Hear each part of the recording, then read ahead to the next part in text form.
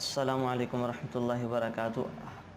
آواز کم زیادہ کرنی ہوئی تو بتا دیجیے گا، آواز کم زیادہ کر لیں گے۔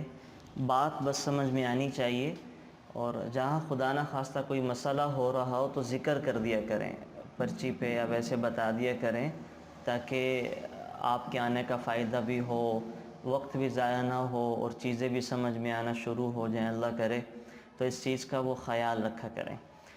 شروع کرتے ہیں انشاءاللہ ہم۔ الحمد للہ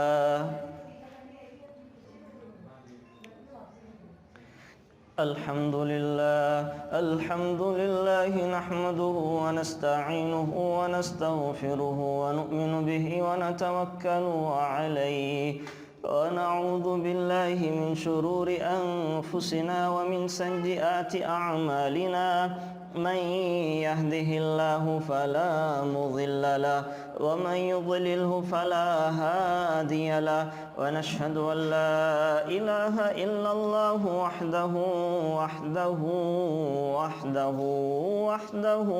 لا شريك له، ونشهد أن سيدنا ومولانا محمدا عبده ورسوله۔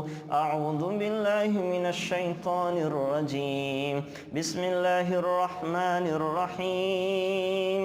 وَإِذْ قَالَ رَبُّكَ لِلْمَلَائِكَةِ إِنِّي جَاعِلٌ فِي الْأَرْضِ خَلِيفَةً قالوا أتجعل فيها من يفسد فيها ويسفك الدماء ونحن نسبح بحمدك ونقدس لك قال إني أعلم ما لا تعلمون، وعلم آدم الأسماء كلها ثم عرضهم على الملائكة فقال أنبئوني بأسماء هؤلاء إن كنتم صادقين، أو كما قال عليه الصلاة والسلام۔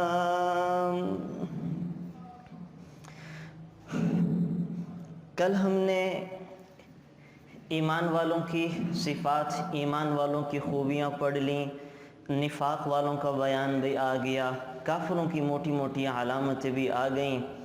آج انشاءاللہ ہم اللہ تعالیٰ نے جو آدم علیہ السلام کو زمین پر اپنا خلیفہ، اپنا نائب، اپنا اسسٹنٹ بنا کے بھیجا ہے، اس کی کیا حیثیت اور حقیقت ہے کہ حضرت انسان زمین پر اللہ کا خلیفہ بن کر آیا ہے، تو اس کے ذمے کیا کیا کام ہیں، اور پھر حضرت ابراہیم علیہ السلام کی قربانیوں کا ذکر اللہ تعالیٰ نے پہلے پارے میں کیا ہے، اور ان پر آنے والی آزمائشوں کا ذکر کیا ہے، اور کس طرح سے وہ 7 قسم کی آزمائشوں سے نکل کر اللہ کے خلیل بنے ہیں اور اللہ کا قرب انہوں نے حاصل کیا ہے۔ اور پھر حضرت ابراہیم علیہ السلام کی دعاؤں کا نتیجے میں اللہ تعالیٰ نے امت محمدیہ میں سرکار دو عالم صلی اللہ علیہ وسلم کو پیدا فرمایا، اور پھر دین حنیف جو حضرت ابراہیم کا دین تھا، جس کو دین حنیف کہا جاتا ہے، وَاتَّبِعْ مِلَّةَ إِبْرَاهِيمَ حَنِيفًا، تو دین حنیف کسے کہتے ہیں؟ اور اسی نسبت سے ہم بر صغیر کے رہنے والے مسلمانوں کو امام ابو حنیفہ کے فالوورز حنفی کہا جاتا، تو یہ کیوں کہا جاتا ہے؟ اور پھر اللہ تعالیٰ نے آخر میں پہلے پارے کے آخر میں اللہ تعالیٰ نے بنی اسرائیل کو تنبیہ کی ہے کہ اگر تو یہ مان کر چلتے ہیں تو ٹھیک ہے، اگر نہیں مان کر چلتے تو میں ان سے خود ہی نمٹ لوں گا اور ان کو میں سخت قسم کے سزائیں دوں گا۔ تو یہ چیزیں ہم ذکر کریں گے۔ پہلی چیز میں ذکر کر دوں کہ اللہ تعالیٰ نے آدم علیہ السلام کو جنت سے اتارا ہے۔ یاد رکھیں، ہم انسان جو ہیں وہ جنتی مخلوق ہیں، ہمارے ابا جان جنت میں رہا کرتے تھے، ہماری تو پیدائش ہی جنت کی ہے۔ ہم دنیا میں جنت کی تیاری کرنے کے لیے آئے ہیں، ہم دنیا میں جنت کی تیاری کرنے کے لیے آئے ہیں، ہم دنیا میں اپنی جنت کے حصول کے لیے آئے ہیں۔ دنیا میں ہمیں اللہ تعالیٰ نے اپنا نائب اور خلیفہ بنا کے بھیجا ہے۔ ہم اللہ کے جو کام تھے وہ دنیا میں آ کر انسان نے سر انجام دینے ہیں۔ اسی لیے روایات میں آتا ہے تخلقوا باخلاق اللہ، لوگوں اللہ والے اخلاق اپناؤ، لوگوں اللہ والی صفات لے کر آؤ۔ اللہ تعالیٰ کی خوبی ہے رزاق، اللہ لوگوں سے کہہ رہے ہیں کہ میں نے تمہیں رزق دیا، میرے نائب بن کر میرے بندوں میں رزق کو تقسیم کرو۔ اللہ تعالیٰ کی خوبی ہے علیم، تو اللہ تعالیٰ کہہ رہے ہیں لوگوں میں نے تمہیں علم دیا، میرے نائب بن کر لوگوں میں علم کو بانٹو، علم کو تقسیم کرو۔ اللہ تعالیٰ کہہ رہے ہیں کہ میری خوبی ہے تواب، توبہ کو قبول کرنے والا، تم بھی زمین پر میرے نائب بن کر لوگ اگر تم سے غلطیاں ظلم زیادتی کر کر تمہیں سے معافی مانگے تو معاف کر دیا کرو کہ میں توبہ کو پسند کرنے والا ہوں۔ تو تمہارے اندر بھی یہ خوبی ہونی چاہیے کہ تم لوگوں کی توبہ کو، لوگوں کی معافی کو قبول کر لو۔ تو اللہ اپنی خوبیاں لوگوں کے اندر دینا چاہتے ہیں، یہ مطلب ہے اللہ کا نائب بن کر زمین پر زندگی گزارنا۔ تو بالکل جو اللہ بندوں سے چاہتے ہیں کہ جیسے میں کرتا ہوں، میرا ایک نظام ہے، میرا ایک سیٹ اپ ہے، ایک سسٹم ہے، ویسے سے میرے بندے زمین پر اپنا نظام چلائیں، ویسے سے میرے بندے زمین پر آ کر وہ میرے نائب بن کر میرے خلافت کا نفاذ کریں۔ تو یہ انسان کو زمین پر بھیجنے کا مقصد تھا۔ حضرت آدم کوئی بطور سزا کے نہیں آئے ہیں، یہ تو اللہ نے شکر کیا کہ حضرت آدم کو زمین پر بھیج دیا۔ اگر حضرت آدم زمین پر نہ اترتے تو ہم بھی آدم علیہ السلام کی پشت سے نہ نکل پاتے۔ وہ حضرت آدم اور اماں حوا علیہ السلام انہیں جنت میں مزے کرنے تھے، ہم تو زمین پر آئے ہیں، تو اللہ تعالیٰ نے ہمیں زمین سے دوبارہ آسمانوں پر اور جنتوں میں لے کر جانا ہے۔ تو یہ اللہ تعالیٰ کا ہمارے ساتھ خاص انعام ہے، خاص اکرام ہے۔ پھر دوسری بات یہ سمجھیں کہ آدم علیہ السلام جس دن زمین پر اتارے گئے تھے، یہ خیر کا سرچشمہ ہے، اللہ کے خلیفہ بن کر آئے ہیں۔ اسی دن زمین پر اللہ تعالیٰ نے شر کا سرچشمہ ابلیس کو بھی اتارا، اور ابلیس اپنی ساری طاقتوں کے ساتھ زمین پر اترا ہے۔ اللہ تعالیٰ نے اس کو ہر چیز کی طاقت دی، ہر چیز کی قوت اس کو دے دی۔ میرے نبی نے یہاں تک فرمایا ان الشیطان یجری فی الانسان مجری الدم، یہ شیطان تو انسان کے جسموں میں ایسے دوڑتا ہے جیسے اس کی رگوں میں خون دوڑتا ہے۔ انسان کے قریب سب سے زیادہ اس کی رگوں میں ہے، اور رگوں میں سرایت کرنے والا خون ہے۔ تو اللہ کے نبی تشبیہ دے رہے ہیں کہ شیطان انسان کے جسموں میں ایسے دوڑتا ہے جیسے اس کی رگوں کے اندر خون دوڑتا ہے۔ تو میں عرض یہ کر رہا ہوں، جس دن آدم علیہ السلام خیر کا سرچشمہ، خیر کا مرکز زمین پر اترے ہیں، اسی دن شر کا سرچشمہ شیطان بھی اترا ہے۔ اور شیطان نے قسم کھا کے کہا تھا لَأَقْعُدَنَّ لَهُمْ صِرَاطَكَ الْمُسْتَقِيمَ ثُمَّ لَآتِيَنَّهُمْ مِنْ بَيْنِ أَيْدِيهِمْ وَمِنْ خَلْفِهِمْ وَعَنْ أَيْمَانِهِمْ وَعَنْ شَمَائِلِهِمْ وَلَا تَجِدُ أَكْثَرُهُمْ شَاكِرِينَ۔ یا اللہ تو نے اس انسان کی وجہ سے مجھے زمین پر اتارا ہے، پھر میرا بھی اعلان جنگ ہے اس کے ساتھ، میرا بھی اعلان جنگ ہے، میں اس پر دائیں سے بھی حملے کروں گا، بائیں سے بھی حملے کروں گا، آگے سے بھی حملے کروں گا، پیچھے سے بھی حملے کروں گا، اوپر سے بھی حملہ آور ہوں گا، نیچے سے بھی حملہ آور ہوں گا۔ میں اس کے دل میں مچھر کی شکل میں بیٹھ کر وسوسوں کے انجیکشن اور زہر کے انجیکشن اور شکوک و شبہات کے انجیکشن اس کے دل کے اندر لگاتا رہوں گا۔ تو اللہ تعالیٰ نے بھی اعلان کیا تھا اگر ایسا ہوگا تو لَأَمْلَأَنَّ جَهَنَّمَ مِنْكَ وَمِمَّنْ تَبِعَكَ أَجْمَعُونَ، کہ پھر تجھ سے اور تیرے پیروکاروں سے میں جہنم کو بھر دوں گا، تجھ سے اور تیرے پیروکاروں سے جہنم کو بھر دوں گا۔ تو ایک ہی دن یہ اترے ہیں، اور انسان تو سارے مار دیے جائیں گے۔ بعد میں انسانوں کے ہلاک ہونے کے بعد انسانوں پر جب قیامت قائم ہو جائے گی، اللہ جنات کو بھی مار دیں گے، زمین پر آسمان کی ہر مخلوق مار دی جائے گی۔ پھر اس ابلیس یہ بھاگتا پھرے گا، ابلیس کو پکڑ کر پھر سب سے آخر میں مارا جائے گا۔ اس نے اللہ سے مہلت مانگی تھی بہت لمبی، تو یہ بہت آخر کے اندر جا کے مارا جائے گا۔ اب تیسری بات آپ یہ سمجھیں کہ آدم علیہ السلام کو تو اللہ تعالیٰ نے پیدا کیا ہے مٹی سے پیدا کیے گئے ہیں، اور یہ آگے پھر تین چیزیں ہوتی ہیں، فرشتے ہیں، جنات ہیں اور شیاطین ہیں۔ یہ ایک ہی چیز سے اور ان کے الگ الگ اوصاف سے اللہ نے پیدا کیا۔ یہ آگ ہے نا، آگ، تینوں پیدا آگ سے ہوئے ہیں، لیکن آگ کے اندر کئی خوبیاں ہیں۔ دیکھیں ایک آگ کا میٹیریل ہوتا ہے جس کو ہم آگ کہتے ہیں، اس آگ سے تو اللہ تعالیٰ نے جنات کو پیدا کیا، اس آگ سے، آگ کے میٹیریل سے اللہ تعالیٰ نے جنات کو پیدا کیا۔ اور آگ میں جب دھواں اٹھتا ہے، دھواں وہ کالے سیاہ رنگ کا دھواں جب لکڑیوں پر آگ جلائی جائے تو اس دھوئیں سے اللہ تعالیٰ نے شیاطین کو پیدا کیا، اس دھوئیں سے اللہ تعالیٰ نے شیاطین کو پیدا کیا۔ اور پھر جو آگ میں نور ہوتا ہے، آگ دہک رہی ہوتی ہے، اس کے اندر جو نورانیت ہوتی ہے، روشنی ہوتی ہے، اس نور سے اللہ تعالیٰ نے فرشتوں کو پیدا کیا، فرشتوں کو۔ اب دیکھیں آگ جو ہے نا، اس کی فطرت میں شرارت ہے، یہ آگ لکڑیوں کی شکل میں ہو، یہ سوئی گیس کی شکل میں ہو، اس کو انسان سلنڈر میں قید کر دے، اس کو انسان ماچس کی تیلی میں قید کر دے، اس کو کسی شکل میں بھی قید کر دے، اس کی فطرت میں شرارت ہے۔ آگ اپنی فطرت نہیں چھوڑ سکتی۔ جیسے سانپ کو آپ دوست بھی بنا لیں، پال بھی لیں، لیکن سانپ کی فطرت میں کاٹنا ہی کاٹنا ہے، یہ کاٹ کے رہے گا۔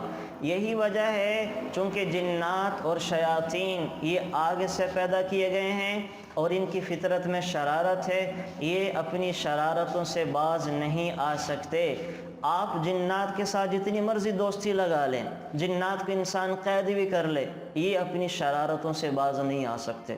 آپ حیران ہوں گے، موسیٰ حضرت سلیمان علیہ السلام کے تسلط میں اللہ نے ساری دنیا کے جنات کو کر دیا تھا، ان کے غلام تھے، لیکن ایسے شرارتی تھے کہ حضرت سلیمان علیہ السلام کو بھی بسا اوقات تنگ کر دیا کرتے تھے۔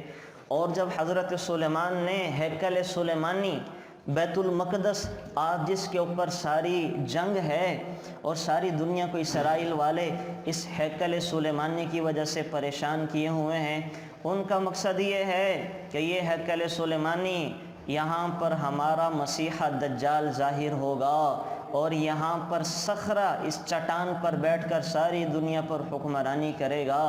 تو یہ جو بنائی گئی ہیں اصل میں تو سلیمان علیہ السلام نے بنائی ہیں، اور حضرت سلیمان علیہ السلام یہ اپنے شیش محل کے اندر اپنی لاٹھی کے ساتھ ٹیک لگا کر جنات کی نگرانی کر رہے ہیں کہ یہ جنات کیسے تعمیر کرتے ہیں، کیسے بناتے ہیں۔ اللہ تعالیٰ نے حضرت سلیمان کی روح کو نکال لیا، 1 سال تک حضرت سلیمان اس لاٹھی کے ساتھ ٹیک لگا کر کھڑے رہے، جنات یہ سمجھ کر کام کرتے رہے کہ یہ سلیمان ہماری نگرانی کر رہے ہیں۔ 1 سال کے بعد جب دیمک نے حضرت سلیمان کی لاٹھی کو کھایا اور حضرت سلیمان زمین پر گرے ہیں تو جنات حسرت کے ساتھ کہنے لگے، اوہو، یہ سلیمان تو بہت پہلے فوت ہو چکے تھے، ہم دھوکے میں آ کر کام کرتے رہے۔ تو جس دن حضرت سلیمان زمین پر گرے ہیں انہوں نے تعمیر وہیں روک کر اپنے اپنے کاموں میں مصروف ہو گئے۔ تو آپ حیران، یعنی بڑی عجیب سی بات ہے کہ یہ کسی کے کنٹرول اور قبضہ میں نہیں آ سکتے، یہ ایسی مخلوق ہے۔ تو بہرحال اللہ تعالیٰ نے دھوئیں سے پیدا کیا شیاطین کو اور آگ سے پیدا کیا جنات کو، یہ دونوں اترے۔ پھر اللہ تعالیٰ نے انسان کا ازلی دشمن شیطان کو بنا دیا۔ شیطان کو ازلی دشمن اور ابدی دشمن ہمیشہ سے تھا اور ہمیشہ رہے گا۔ اب آپ کو میں ایک نئی چیز ذکر کر دوں، انسان کے اللہ تعالیٰ نے 2 دشمن بنائے ہیں، ایک انسان کا دشمن ہے شیطان اور ایک دوسرا انسان کا دشمن ہے نفس انسانی۔ انسان کے جسم کے اندر اس کی ایگو، اس کا تکبر، اس کا غصہ، اس کا بغض، عناد، جس کو انسان اپنی نفسانی خواہشات کہتا ہے، نفس انسانی، یہ انسان کا دوسرا بڑا دشمن ہے۔ تو 2 دشمن ہیں۔ ایک کے بارے میں اللہ تعالیٰ قرآن کریم میں فرما رہے ہیں، ان الشیطان لکم عدو مبین فاتخذہ عدوا، شیطان تمہارا کھلا دشمن ہے، اس کے ساتھ اپنی دشمنی کا اظہار کرو۔ اللہ تعالیٰ نے انسان کے اندر انتقام کا مادہ رکھا ہے، اللہ تعالیٰ نے انسان کے اندر غصے کا مادہ رکھا ہے، اللہ تعالیٰ نے انسان کے اندر کسی کے ساتھ نبرد آزما ہونے کا مادہ رکھا ہے اور اس کے استعمال کا طریقہ بھی بتایا۔ ہم یہ غصے والا اور انتقام والی کیفیت کہاں استعمال کرتے ہیں؟ اپنے ہی بندوں کے خلاف, اپنے ہی مسلمانوں کے خلاف, اپنے ہی لوگوں کے خلاف استعمال کرتے ہیں, جبکہ اللہ تعالیٰ نے انسان کے اندر یہ خوبی رکھی ہے کافروں کے خلاف استعمال کرنے کے لیے اور شیطان کے خلاف استعمال کرنے کے لیے. اسی لیے میں نے آپ سے کہا ہے, اللہ کہہ رہے ہیں کہ ان الشیطان لکم عدو مبین فاتخذہ عدوا, یہ تمہارا کھلا دشمن ہے, اے میرے بندو تم بھی اس کے ساتھ دشمنی کا حق ادا کرو, تم بھی اس کے ساتھ اپنی دشمنی مول لو, یہ تمہارا کھلا دشمن ہے. اب شیطان انسان کو ورغلاتا کیسے ہے؟ شیطان دو طریقوں سے انسان کو ورغلاتا ہے. یہ بات آپ نے نوٹ بھی کرنی ہے اور محفوظ بھی رکھنی ہے تاکہ شیطان کی چالوں سے بچنا آسان ہو جائے. شیطان دو طریقوں سے انسان کو ورغلاتا ہے. ایک کام شیطان یہ کرتا ہے کہ اللہ تعالیٰ کے حکم ماننے میں نقصان بتاتا ہے اور رسول اللہ صلی اللہ علیہ وسلم کے طریقوں کو اپنانے میں ذلت اور رسوائی بتاتا ہے. شیطان ہمارے ذہنوں میں یہ بات ڈالتا ہے کہ اگر تم نے اللہ کے حکموں کو ماننا تو تمہارا نقصان ہو جائے گا, اور اگر تم نے رسول اللہ صلی اللہ علیہ وسلم کے طریقوں کو اپنایا تو تمہیں ذلت اور رسوائی کا سامنا کرنا پڑے گا. اب شیطان کیسے اللہ کے حکموں کو ماننے میں نقصان دکھاتا ہے؟ سب کو پتہ ہے, سب کو. ایک آدمی, ہمارے گھر کے لوگ ہوتے ہیں, ہمارے بھائی ہوتے ہیں, ہمارے والد ہوتے ہیں, اللہ تعالیٰ ان کو بڑا افسر بنا دیتے ہیں. اب فائل میں رکھ کر لوگ پیسے لے کر آتے ہیں, 1 لاکھ روپے کی رشوت, 5 لاکھ روپے کی رشوت. کبھی وہ رشوت ہوتی ہے گفٹ کے نام پر, کبھی وہ رشوت ہوتی ہے عید کے نام پر, کبھی وہ رشوت ہوتی ہے آپ کے بچوں کا تحفہ اور ہدیہ ہے. مختلف ناموں کی وہ رشوت لے کر آتا ہے, مختلف ناموں سے رشوت. اور اب شیطان آ جاتا ہے ہمارے بھائی, ہمارے خاوند, ہمارے بیٹے کے دل میں آ کر وسوسہ ڈالتا ہے کہ بھائی یہ لے لو, یہ رشوت لے لو, یہ پیسے لے لو, اس سے تمہارے بچوں کے کام بن جائیں گے, تمہارے بچوں کا پلاٹ آ جائے گا, تمہارا سٹیٹس بڑھ جائے گا. تو شیطان اس وقت ہم لوگوں کے ذہن میں آ کے کہتا ہے کہ یہ پیسے لے لیں, یہ تو رشوت نہیں ہے, یہ تو ہدیہ ہے, وہ خوشی سے دے رہا ہے, تحفہ ہے, یہ تمہارے کام آئے گا, اس سے تمہارے بچوں کا فیوچر بن جائے گا. وہ کئی پلاننگ دکھاتا ہے. تو اور اگر یہ نہ لے, ایک آدمی کے ذہن میں اس وقت دین آتا ہے اور سرکار دو عالم صلی اللہ علیہ وسلم کا فرمان آتا ہے کہ میرے نبی نے فرمایا الراشی والمرتشی کلاہما فی النار, رشوت لینے والا بھی جہنم میں جائے گا, رشوت دینے والا بھی جہنم میں جائے گا. اگر یہ خیال آتا ہے تو شیطان پھر وسوسہ ڈالتا ہے, کوئی بات نہیں, اللہ تعالیٰ معاف کر دیں گے, اللہ تعالیٰ توبہ قبول کرنے والا ہے, وہ بڑا غفور الرحیم ہے, اے رشوت کے پیسے لے کے اپنے کام بنا لو, پھر اللہ سے معافی مانگ لینا. تو شیطان اللہ کے حکم ماننے میں نقصان بتاتا ہے کہ اگر تم نے یہ پیسے نہیں لیے اچھی سوسائٹی میں گھر نہیں بنا سکو گے, اگر تم نے یہ رشوت کے پیسے نہیں لیے حلال پر چلتے رہے تو تمہارے بچے کسی اچھے سکول میں نہیں جا سکیں گے, اچھے کالج یونیورسٹی میں نہیں پڑھ سکیں گے.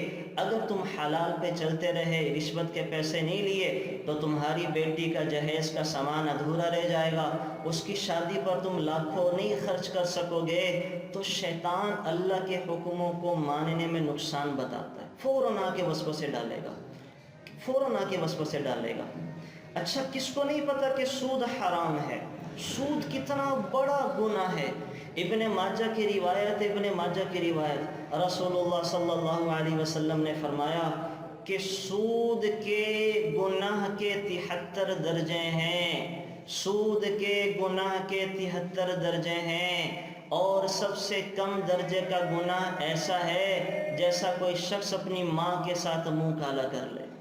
یہ میں آپ کو کسی اخبار کی ہیڈ لائن نہیں سنا رہا, سرکار دو عالم صلی اللہ علیہ وسلم کا صحیح فرمان سنا رہا ہوں جو ابن ماجہ صحیح ستہ کے اندر ذکر ہے کہ آپ علیہ الصلوۃ والسلام فرما رہے ہیں سود کے گناہ کے 73 درجے ہیں, اور سب سے کم درجہ اس کا جو گناہ ہے وہ ایسا ہے اپنے ماں کے ساتھ بدکاری کرنا ہے۔ کتنا سنگین جرم ہے یہ، کوئی انسان برداشت نہیں کر سکتا، لیکن سود ہم میں سے کتنے کھا رہے ہوتے ہیں، سود پہ لین دین کاروبار کتنے لوگ کر رہے ہوتے ہیں، اس وقت اس کا خیال اور احساس نہیں ہوتا۔ کیوں؟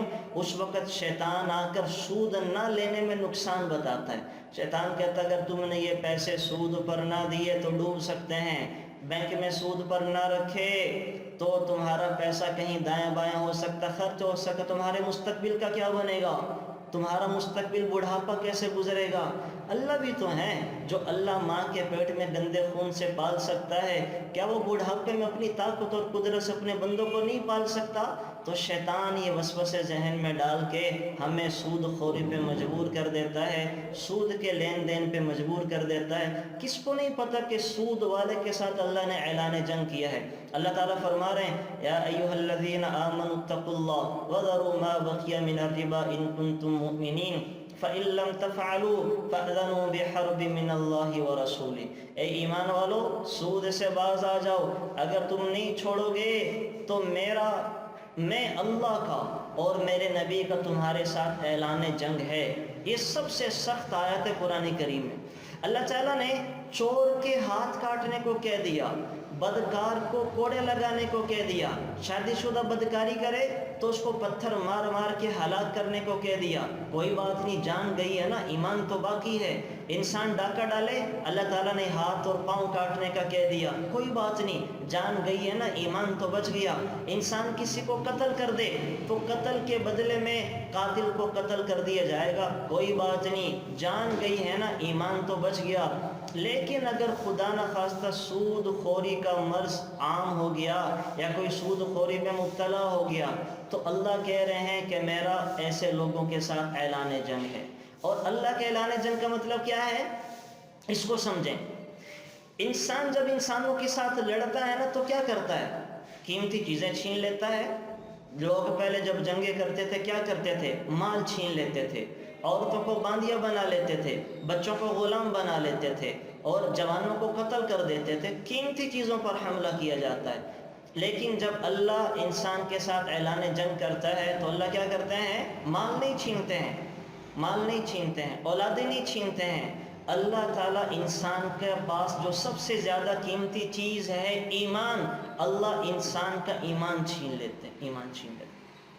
یہی وجہ ہے شاہ عبد الحق محدث دہلوی رحمۃ اللہ علیہ نے لکھا ہے اللہ تعالیٰ کے اعلان جنگ اور اللہ کے نبی کے اعلان جنگ کا مطلب یہ ہے کہ اللہ تعالیٰ سود خور کا ایمان چھین لیتے ہیں۔ وہ جب مر جاتا ہے لوگ اس کو دفنا کفنا رہے ہوتے ہیں، لوگ دعائیں خیریں کر رہے ہوتے ہیں، لوگ اس کے لیے جنت مانگ رہے ہوتے ہیں، لوگ اس کے لیے فاتحہ خوانی کر رہے ہوتے ہیں، لوگ اس کو پڑھ پڑھ کے بخش رہے ہوتے ہیں، حالانکہ پتہ نہیں وہ ایمان والا ہے بھی کہ نہیں ہے، وہ ایمان کی حالت میں گیا بھی ہے کہ نہیں ہے۔ سب سے زیادہ سنگین جرم اور سخت گناہ ہے سود خوری کا، سب سے زیادہ سنگین جرم۔ تو میں آپ سے گزارش، اب شیطان کیا کرتا ہے، شیطان کہتا ہے 50 لاکھ آئے ہیں، 50 لاکھ آئے، انشورنس کروا لو، پیسے آتے رہیں گے، بچوں کا مستقبل بن جائے گا۔ 50 لاکھ آئے ہیں، بینک میں رکھوا لو، بس کھاتے رہنا، مستقبل بن جائے گا۔ اچھا 50 لاکھ آئے، کسی کو سود پہ دے دو، 55 واپس مل جائیں گے، کھاتے رہنا۔ یہ کاروبار بے شمار طریقے چل رہے ہیں سود کے، انشاءاللہ اس پہ پھر کبھی بات کریں گے، ہمارا ورنہ اصل ٹاپک رہ جائے گا جو پہلے پارے میں چیزیں بیان کرنا ہے۔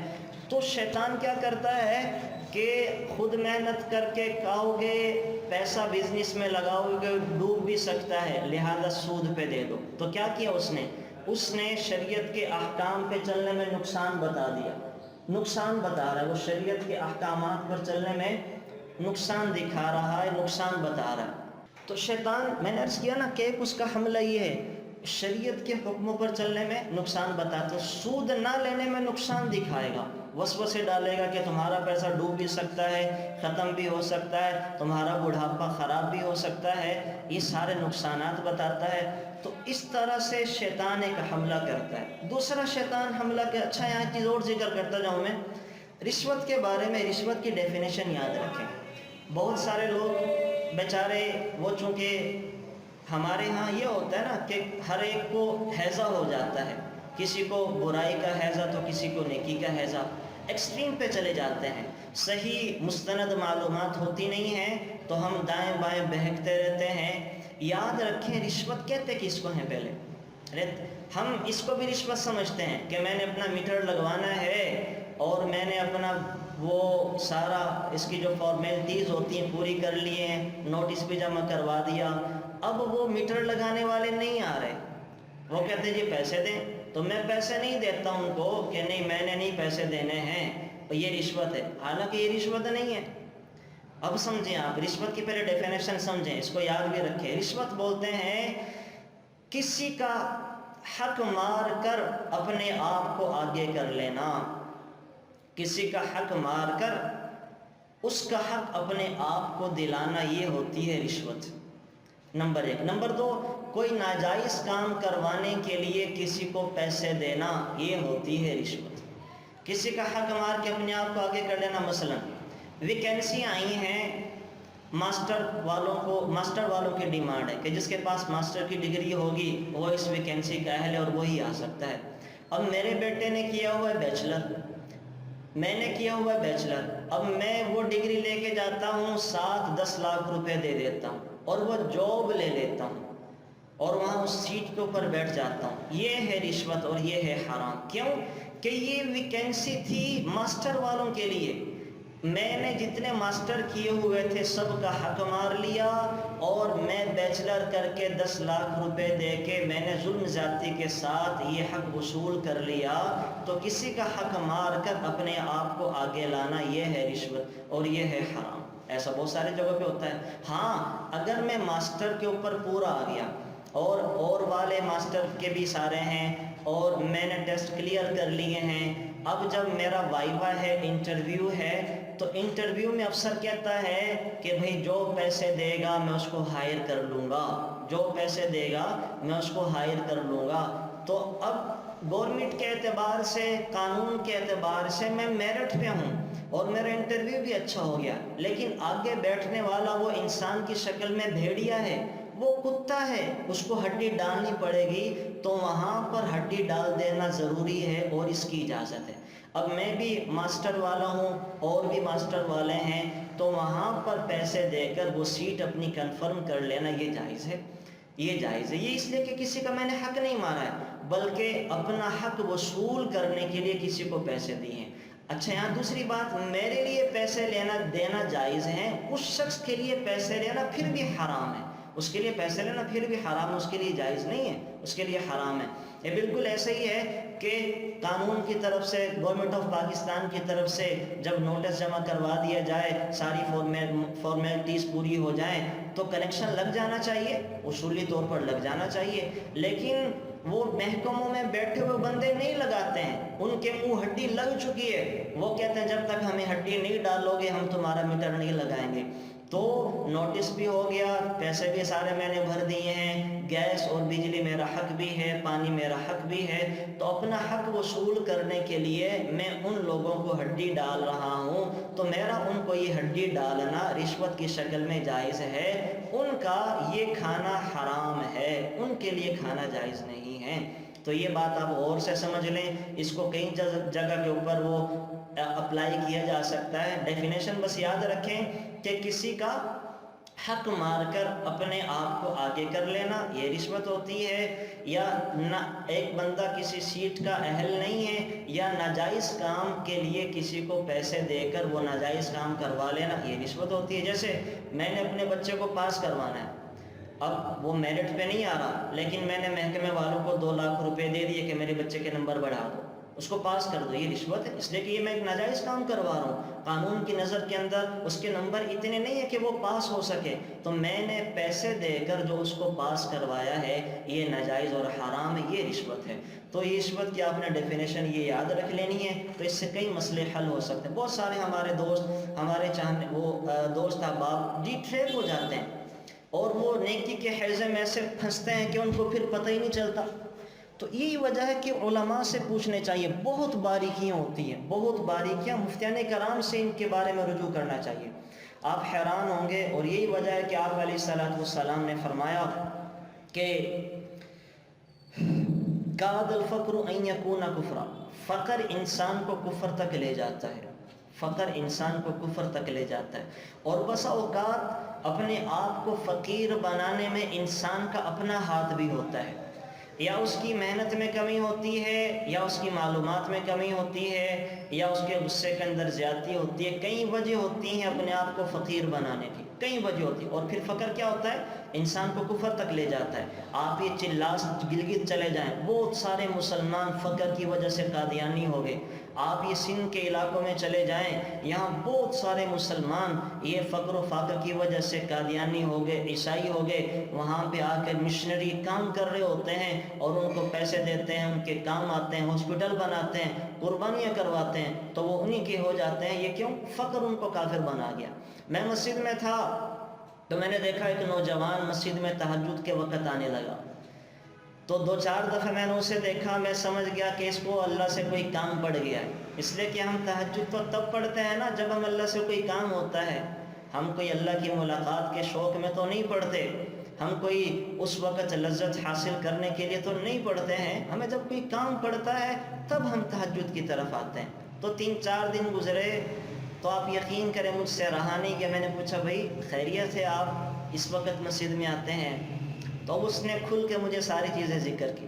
کہنے لگا میں ملیشیا کے اندر سافٹ ویئر انجینئر تھا اور میں ہر قسم کے سافٹ ویئرز بنایا کرتا تھا، تو کسی نے مجھے کہا، میں نے پڑھا کہ آپ کی جو جاب ہے وہ جائز نہیں ہے، آپ ملٹی نیشنل کمپنیوں کے سافٹ ویئرز بناتے ہیں، بہت ساری ملٹی نیشنل کمپنیاں غلط چیزوں کو پروموٹ کرتی ہیں، حرام چیزوں کو بیچتی ہیں، تو آپ کی یہ جاب کرنا ٹھیک نہیں ہے، حرام ہے۔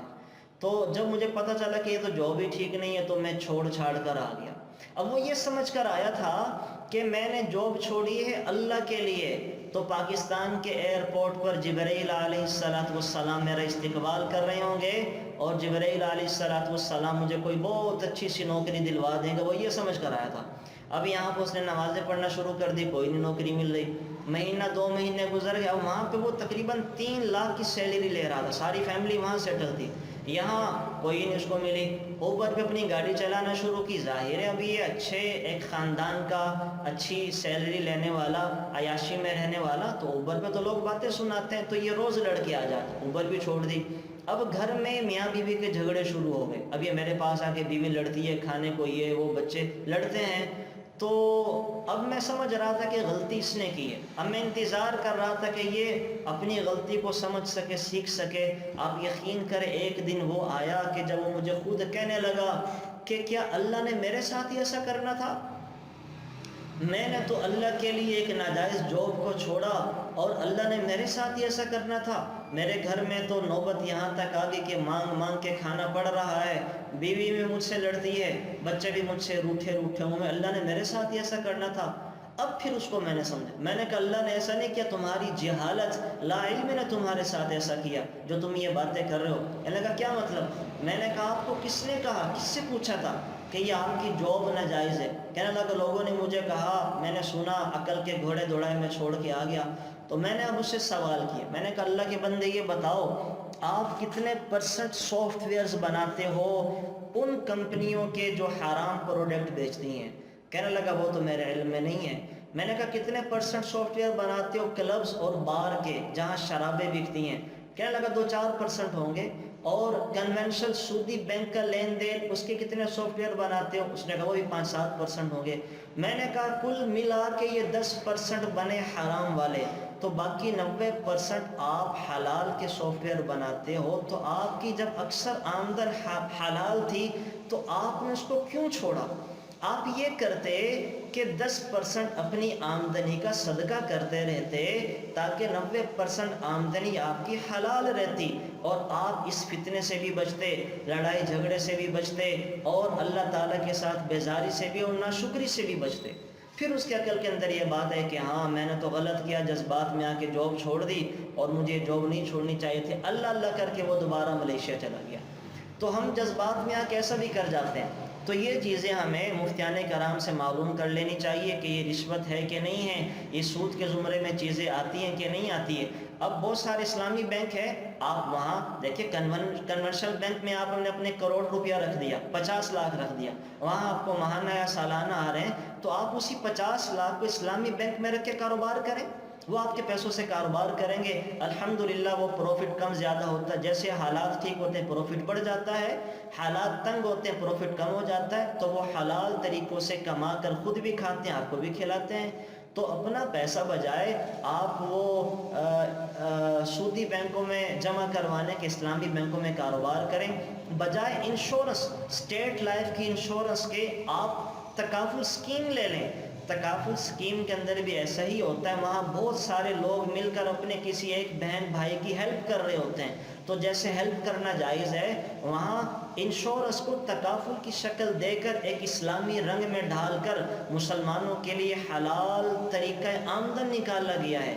تو یہ باتیں البتہ مفتیان کرام سے معلوم کر کر کے چلتے رہیں، یہ ڈیٹیل طلب چیزیں انشاءاللہ پھر کبھی ان پہ ہم ورکشاپ بھی کریں گے، بات بھی کریں گے۔ تو بہرحال یہ شیطان ایسے انسان کو برگلاتا ہے کہ اللہ تعالیٰ کے حکموں کو ماننے میں نقصان دکھاتا ہے۔ دوسری شیطان کی چال کیا ہے؟ وہ انسان کو آخرت سے غافل کر دیتا ہے اور امیدیں لگوا دیتا ہے، انسان کو آخرت سے غافل کر دیتا ہے اور امیدیں لگوا دیتا ہے۔ صبح فجر میں سلا کے رکھے گا اور یہ ذہن میں ڈالے گا کہ کوئی بات نہیں، اگر تم فجر میں اٹھے نیند پوری نہیں ہوگی، آفس میں کام صحیح سے نہیں ہوگا، بچوں کا آفس والوں کا حق مارا جائے گا، سو جاؤ، اور اللہ بڑا معاف کرنے والا ہے، غفور الرحیم ہے، کوئی بات نہیں ہے۔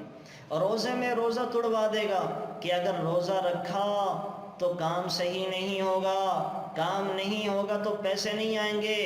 مزدور کے دل میں یہ بات ڈالتا ہے کہ تمہارے بیوی بچے بھی ہیں، گھر میں بھوکے ہیں، تو روزہ نہ رکھو، روزہ رکھ کر تو کام نہیں ہوگا، کام نہیں ہوگا تو دہاڑی نہیں ملے گی، گھر والے کیسے پلیں گے بڑھیں گے، کیسے کام کریں گے؟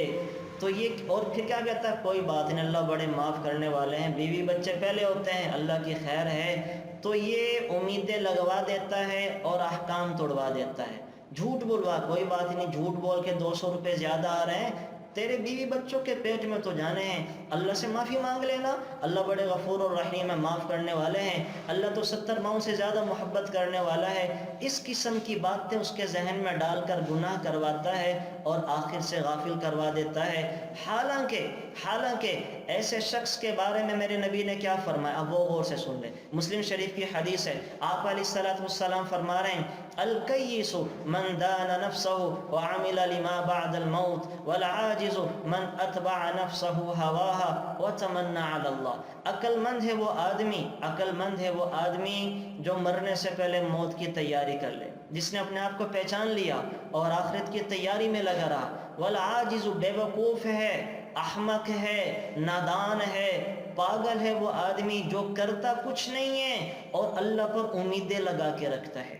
یہ ہمارے بارے میں کہا جا رہا ہے کہ ہم کرتے کچھ نہیں ہیں، کرتے بھی نہیں ہیں، ڈرتے بھی نہیں ہیں، کچھ بھی نہیں کرتے، اور اللہ سے امیدیں لگا کے رکھتے کہ اللہ ہمیں جنت الفردوس دے دیں گے، اللہ ہمارا حشر انبیاء کے ساتھ کر دیں گے، اللہ ہمیں صحابہ کے ساتھ اٹھائے گا۔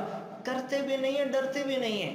حالانکہ صحابہ کرتے بھی تھے، ڈرتے بھی تھے، وہ کرتے کرتے ڈرتے رہتے تھے، ڈرتے ڈرتے کام کیا کرتے تھے۔ کمیل کہتے ہیں، کمیل، کہ میں دیکھتا ہوں کوفہ کی مسجد میں مصلی کے اوپر ایک آدمی روزانہ رات کو اتنا روتا کہ مصلی تر بتر ہو جایا کرتا تھا اور کہا کرتا تھا، آہا زاد قلیل وبعد کثیر، بڑا لمبا سفر ہے اور میرے پاس توشہ کوئی نہیں ہے، اے دنیا تو مجھے دھوکے میں نہ ڈال، تو کسی اور کے پاس جا، بن سنور کر اس کو دھوکے میں ڈال۔ تو وہ کہتے کہ میں دیکھتا کہ یہ حضرت علی ہوا کرتے تھے، حضرت علی کرتے بھی تھے، ڈرتے بھی تھے۔ تو اللہ معاف فرمائے، ہم کرتے بھی نہیں ہیں، ڈرتے بھی نہیں ہیں، کرتے بھی نہیں ہیں اعمال اور ڈرتے بھی نہیں ہیں، بلکہ اللہ کے اوپر امیدیں لگا کے رکھتے ہیں۔ تو میں نے عرض کیا کہ یہ شیطان کی چال ہے، شیطان جو ہے وہ دھوکے میں ڈال کے رکھتا ہے، آخرت سے غافل کروا دیتا ہے۔ تو اب اس کا حل، چلے بات آئے گی، حل بھی ذکر کر دوں۔ رمضان میں ایک غریب آدمی ہے، وہ کہتا ہے کہ روزہ رکھ کر کام نہیں ہوتا، کہاں سے کماؤں گا؟ تو وہ یہ کرے کہ قرض لے لے، رمضان میں روزے رکھے اور رمضان میں کام نہ کرے، قرض لے کر اپنا روزے رکھے اور رمضان کے بعد کام کر کے قرض ادا کر دے۔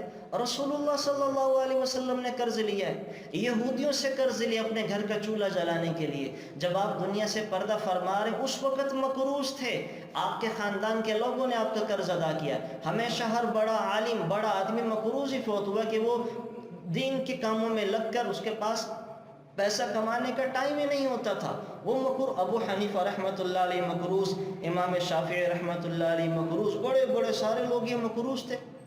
رسول اللہ صلی اللہ علیہ وسلم کا قرض آخری وقت میں اتارا گیا ہے۔ تو ہم حرام کی طرف نہ آئیں، حلال سے اپنا گزارا چلائیں، حلال سے ہم اپنی ترتیب اور نظم بنائیں۔ تو بہرحال ایک تو میں نے آپ سے ذکر کیا، اب دو چیزیں آپ نے ذہن میں رکھنی ہے کہ شیطان دو طریقوں سے انسانوں کو ورغلاتا ہے۔ ایک تو وہ اللہ تعالیٰ کے حکم کے ماننے میں نقصان بتاتا ہے، رسول اللہ صلی اللہ علیہ وسلم کے طریقوں پر چل کر ذلت و رسوائی بتاتا ہے۔ وہ کہتا ہے اگر تم نے داڑھی رکھ لی لوگ تمہیں پتھر کے زمانے کا لوگ کہیں گے، تم نے برقع پہن لیا لوگ تمہیں وہ پتھر کے زمانے کی خاتون کہیں گے، آج کے زمانے کی خاتون نہیں کہیں گے، تنگ نظر کہیں گے، رجعت پسندی کا نشانہ بنائیں گے۔ تو اللہ کے نبی کے طریقوں پر تم نے بیٹھ کر شادی حال میں بیٹھ کر کھانا کھایا تو لوگ تمہیں کہیں گے دیکھو ان کو کھانے کی آداب نہیں ہے، سارے بڑے بڑے لوگ کھڑے ہو کے کھا رہے ہیں، یہ تو کھڑے ہو کے کھانا تو جانوروں کا کام ہے، انسان تو بیٹھ کر کھاتا ہے، کھڑے ہو کے تو اونٹ بھی کھاتا ہے، کھڑے ہو کے تو گدھا بھی کھاتا ہے، سارے جانور کھڑے ہو کے کھاتے، تو کھڑا ہو کے کھانا تو یہ جانوروں کی خوبی ہے، بیٹھ کر کھانا یہ انبیاء کی سنت ہے۔ لیکن وہاں پر اگر شادی حال میں 10 لوگ کھڑے ہو کے کھا رہے ہیں تو ہم بھی دیکھا دیکھی کھڑے ہو کے کھانا شروع کر دیتے ہیں کہ یہ بڑے لوگ ہیں، پیسے والے ہیں، ہم بیٹھیں گے تو کیا کہیں گے کہ ان کو کھانے کی آداب کا نہیں پتہ۔ تو اللہ کے نبی کے طریقوں پر چل کر زندگی گزارنے میں ذلت اور رسوائی دکھاتا ہے۔ تو کوشش کریں کہ شیطان کے شر اور حملوں سے ہم بچ سکیں، نکل سکیں، اللہ تعالی ہماری حفاظت فرمائے۔ دوسرا بڑا دشمن کون ہے انسان کا؟ وہ ہے نفس انسانی۔ نفس انسانی، نفس انسانی سے مراد کیا ہوتا ہے؟ انسان کے اندر کا تکبر، انسان کے اندر کی جہالت، انسان کے اندر کی لا علمی، انسان کے اندر کا کینہ اور ایگو۔ یہ شیطان تھا نا، شیطان آپ دیکھیں شیطان نے سب کو ورغلایا، سب کو بہکایا، لیکن شیطان کو ورغلانے بہکانے والا کون تھا؟ اس پر میں آپ کو ایک واقعہ سناتا ہوں۔ موسیٰ علیہ السلام اللہ سے ہم کلام ہونے کے لیے جا رہے تھے، شیطان آ کے کہنے لگا کہ موسیٰ میں نے لوگوں کو بہت ستا لیا، تنگ کر لیا، اب میں توبہ کرنا چاہتا ہوں، اللہ سے میری توبہ کا طریقہ پوچھ کر آئیں۔ موسیٰ علیہ السلام بڑے خوش ہوئے کہ اب شیطان توبہ کرے گا تو انسانیت کی جہنم سے نجات ہو جائے گی، جان چھوٹ جائے گی۔ اللہ کے پاس گئے کہ ابلیس توبہ کرنا چاہتا ہے، توبہ کا طریقہ بتائے۔ تو اللہ تعالیٰ نے کہا کہ آپ جا کر ابلیس سے کہیں کہ جس آدم کو میں نے سجدہ کرنے کو کہا تھا اس نے انکار کیا، جا کر آدم کی قبر کو سجدہ کر لے، میں اس کی توبہ کو قبول فرما دوں گا، گناہ سارے معاف کر دوں گا۔ موسیٰ علیہ السلام بڑے خوش کہ نہ چلہ، نہ 4 مہینے، نہ 7 مہینے کی بیرون کی جماعتیں، نہ سے روزے، نہ ہی درس قرآن، درس تفسیر، نہ ہی رمضان، نہ ہی نمازیں، ایک جھٹکے میں جان چھوٹ جائے گی۔ بڑے خوش ہوئے، واپس آئے تو شیطان سے کہا لو بھائی اللہ تعالیٰ نے بڑا آسان سا نسخہ تمہاری توبہ کا بتا دیا۔ کیا بتایا؟ کہ جا کر آدم علیہ السلام کی قبر کو سجدہ کر لو، اللہ تمہاری ساری خطاؤں کو معاف کر دے گا۔ تو شیطان کیا کہنے لگا؟ کہنے لگا واہ موسیٰ، جس آدم کو میں نے اس کی زندگی میں سجدہ نہیں کیا، میں اس آدم کو اس کی قبر پہ جا کے سجدہ کروں گا، میں اس آدم کو قبر پہ جا کے، یہ مجھ سے نہیں ہو سکتا، یہ مجھ سے، یہ کون کروا رہا ہے شیطان سے؟ اس کا تکبر۔ اسی لیے قرآن نے ذکر کیا نا، شیطان نے کہا انا خیر منہ خلقتنی من نار وخلقتہ من طین۔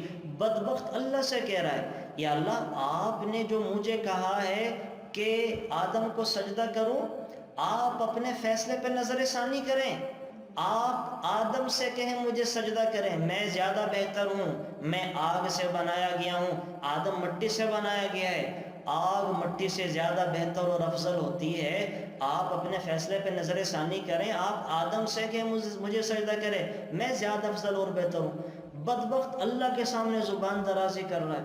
تو اس کا تکبر آڑے آیا، اس کا افضل اور بہتر ہونا آڑے آیا، اور اللہ تعالیٰ نے راندہ درگاہ کر دیا، اور باوجود اتنی اس کی قربانیوں کے اللہ تعالیٰ نے اس کو دھتکار دیا۔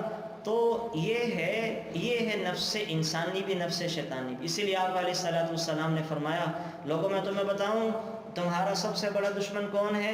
تو آپ علیہ الصلوۃ والسلام نے فرمایا، ان اعداء عدوک التی بین جنبیک، ان اعداء عدوک التی بین جنبیک، لوگوں تمہارا سب سے بڑا دشمن تمہارے دو پہلوؤں کے درمیان تمہارا نفس ہے۔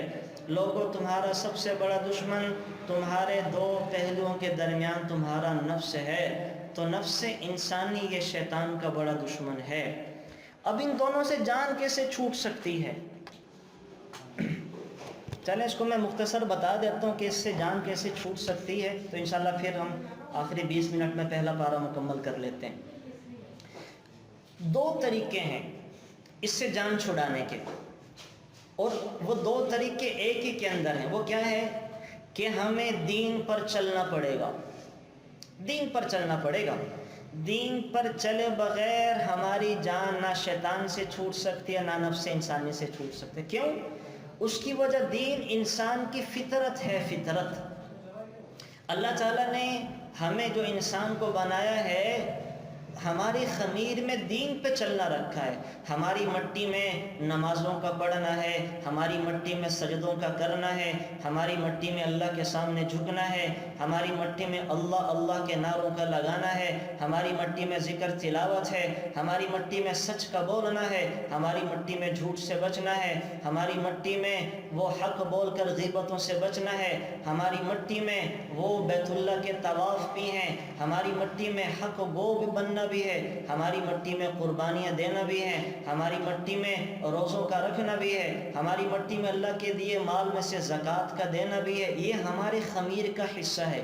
یہی وجہ ہے رسول اللہ صلی اللہ علیہ وسلم نے فرمایا، یہ بات میں نہیں کہہ رہا، آپ کو میں اس کے اوپر صحیح حدیث سناتا ہوں۔ آپ علیہ الصلوۃ والسلام نے فرمایا، کل مولود یولد علی فطرۃ الاسلام فابواہ یہودانہ او یمجسانہ او ینصرانہ او کما قال علیہ الصلوۃ والسلام۔ ہر پیدا ہونے والا بچہ فطرت اسلام پر پیدا ہوتا ہے، ہر پیدا ہونے والا بچہ وہ فطرت اسلام پر دین لے کے پیدا ہوتا ہے، خواہ وہ بچہ مسلمان کا ہو، وہ بچہ یہودی کا ہو، وہ بچہ عیسائی کا ہو، وہ بچہ ہندو کا ہو، وہ بچہ سکھ کا ہو، وہ بچہ کسی جین کا ہو، وہ بچہ کسی ایتھسٹ کمیونسٹ کا ہو، وہ بچہ دنیا میں رہنے والے کسی ہی کا کیوں نہ ہو، فطرت اسلام پر پیدا ہوتا ہے، یعنی اس کی خمیر میں اسلام پر چلنا ہوتا ہے۔ یہی وجہ ہے کہ بچہ معصوم ہوتا ہے، بچہ جھوٹ زیادہ نہیں بولتا جب تک سکھایا نہ جائے، بچہ دھوکے زیادہ نہیں دیتا جب تک وہ دھوکہ دیتے ہوئے دیکھ نہ لے، بچہ غلط کاریاں نہیں کرتا جب تک وہ ماحول سے دیکھ نہ لے، بچہ غیبتیں نہیں کرتا جب تک وہ ان چیزوں کو دیکھ نہ لے۔ کیوں؟ فطرت لے کر پیدا ہوا۔ اور یہی وجہ ہے کہ دنیا میں کسی کا بھی بچہ مر گیا وہ جنت میں جائے گا۔ مسلمان کا بچہ بالغ ہونے سے پہلے مر گیا، سیدھا جنت میں جائے گا۔ ہندو کا بچہ بالغ ہونے سے پہلے مر گیا، جنت میں جائے گا۔ سکھ عیسائی کا بچہ اور یہودی کا بچہ بالغ ہونے سے پہلے مر گیا، جنت میں جائے گا۔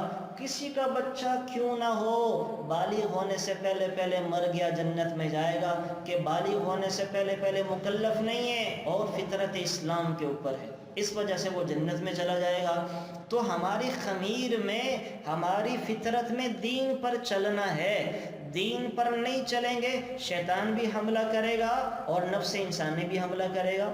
اور فطرت پہ چلنا کیوں ضروری ہے؟ کیوں ضروری ہے؟ آپ دیکھیں، اس کا آپ کو میں مثال دے رہا ہوں۔ فطرت ہوتی ہے نا، نیچر۔ آپ ٹھنڈے پانی کو چولہے پہ رکھیں، چولہا اس کو گرم کر دے گا، کہ چولہے کی فطرت گرم کرنا ہے۔